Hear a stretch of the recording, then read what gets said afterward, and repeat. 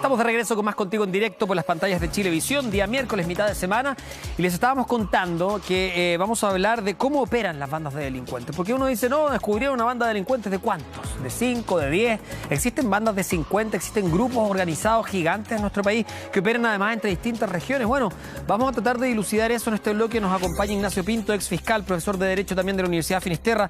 Estamos junto a nuestro compañero Luis Ugalde, y todo esto a propósito de la noticia que nos enteramos ayer, que tiene que ver con que el arma que se utilizó en el asalto del mall Alto Las Condes hace unos meses fue la misma con la que se percutó la bala que le quitó la vida a la pequeña Tamara, y la misma que se usó también probablemente para el asalto a una galería de joyería en el centro de Santiago. Bueno, están metidos en muchos delitos y además de distinta naturaleza. Hay al parecer especialistas en algún tipo de delitos, pero participan de la misma banda. Vamos a revisar una nota y luego lo vamos a comentar acá en el programa.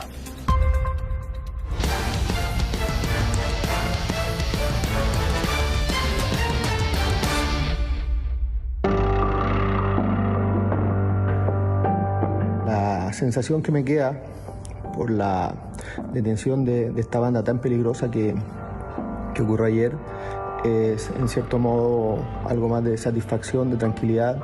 Un gesto de alivio se dibuja en el rostro de Raúl Moya. Es que ayer fue detenida la banda más peligrosa del año en Chile. Una organización criminal dedicada a violentos delitos ocurridos en la capital y que tendría participación en la muerte de su hija Tamara, que falleció en una encerrona en Huechuraba. De hecho, se encontró el arma que habría causado la muerte de la menor. Tenemos también una pistola 9 milímetros en la cual fue sometida a un riguroso peritaje científico y se estableció que participó por el caso de la joven Tamara. Esa misma arma habría sido utilizada por esta banda en el frustrado robo a una joyería en el Alto Las Condes en marzo pasado. Además, asaltaron en joyerías, malls y en cajas de compensación, donde se calcula que robaron cerca de 400 millones de pesos en apenas 3 meses y de manera muy violenta. Se especializaba particularmente en el asalto a joyería, pero que para cometer estos delitos previamente asaltaba a conductores en la vía pública a fin de proveerse de vehículos que no fueran identificables con posterioridad y poder cometer estos atracos. La detención de esta banda abre el debate sobre cómo se componen las bandas delictuales en Chile. Si hay algo claro, es que ya no estamos hablando de pequeños colectivos improvisados, sino de grupos con alta capacidad de organización. ¿Cómo están compuestas? Generalmente por jóvenes, como hemos visto, que no superan los 25 años, pueden llegar hasta menores de 12 incluso, y donde las misiones que se realizan dentro del grupo delictual están bastante bien determinadas y que son de apoyo, cobertura y asalto. Todas estas bandas son de carácter jerarquizada, son bandas organizadas, las cuales tienen una jefatura, tienen un mando vertical, y ese mando vertical va pasando por jefes, soldados, acompañamientos, observadores. Otra característica de estas bandas es que ya no actúan solo en un sector de la capital. Entre febrero y marzo, integrantes de esta organización robaron un vehículo en Quilicura, asesinaron a Tamara y perpetraron un robo a una caja de compensación en Huechuraba, protagonizaron un robo con violencia en joyerías del centro de Santiago, hicieron un intento de encerrona en Pudahuel, sumaron un frustrado robo en Alto Las Condes y cerraron con otra encerrona en Chicureo. Podemos decir que estas bandas planifican el lugar que va a ser asaltado, ¿verdad? Hay un estudio previo, pasan muchas veces antes, hay una planificación, ¿verdad? Que incluso les puede conllevar meses. En delitos como las encerronas, como la que terminó con la vida de Tamara, los protagonistas suelen ser menores de edad. Esto también responde a un motivo. En el caso de los menores de edad, si efectivamente actúan dentro de la organización de las bandas y actúan como observadores, actúan como soldados, ellos reciben un porcentaje de los robos, de los hurtos, de mucha menor envergadura que las jefaturas mayores, porque los riesgos son menores, porque el menor de edad tiene un tema penal de bastante menos responsabilidad. ¿Cómo frenar el avance de estas bandas delictuales? Raúl Moya espera que haya sanciones ejemplares mientras empieza a cerrar un ciclo en medio del dolor por la pérdida de su hija.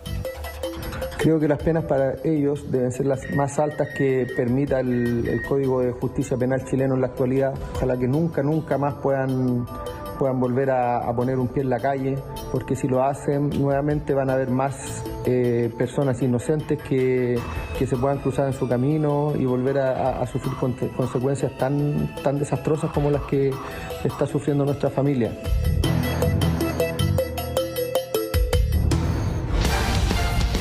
Estamos presentando Contigo en Directo. Bueno, no dejó de llamar la atención, Lucho, lo que vimos, ¿no? Que tiene que ver con esta participación de la misma banda en delitos que fueron de alta connotación pública. Estuvimos prácticamente todo el programa transmitiendo lo que estaba ocurriendo en el mall Alto Las Condes, que además tuvo una persecución con grados de espectacularidad, así como medios cinematográficos por distintas comunas. Se paralizó el tránsito en gran parte del sector oriente de la capital. Lo mismo lo que ocurrió en el centro de Santiago, cuando ingresan a muchos delincuentes a esta galería, ¿no? Con armas de fuego, también con los chalecos de la Policía de Investigaciones para poder confundir. Bueno, ¿para qué decir? El asesinato cruel, ¿no? de la pequeña Tamara, que deja sin su hija a Raúl y a su mamá, con los que hemos hablado varias veces en el programa. Resulta extraño entender que una misma banda esté detrás de todo esto, pero habla del crimen organizado en nuestro país. Claro, es un poco el tema del crimen organizado, y a mí alguna vez me lo explicaron también como casi la subcontratación delictual. Que muchas veces la banda es pequeña, son 5 o 6 personas, pero esa banda contrata conductores, contrata a quien va a disparar, contrata a quien va a asaltar, y son 5 o 6 los que planifican. Ellos contratan a los ejecutores. Ocurre muchas veces en estos casos, como por ejemplo en el robo del Alto Las Condes o en el robo de la galería en el centro, donde estas bandas prácticamente que subcontratan a quienes realizan este robo, o a veces también participa uno de ellos, pero toman personas con distintos perfiles. Entonces pasa de que es pequeña la banda, son 5 o 6, pero hay un mercado de personas que está rondando a estas pequeñas bandas. Entonces por eso se nos da que las encontramos a las mismas personas en distintos delitos.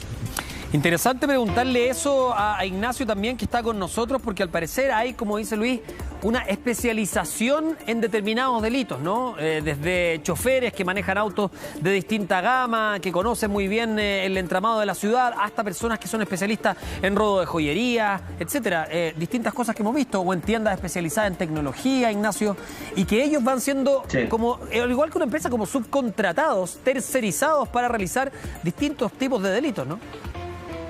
Sí, mira, este fenómeno que estamos viendo es un fenómeno relativamente nuevo, creo yo.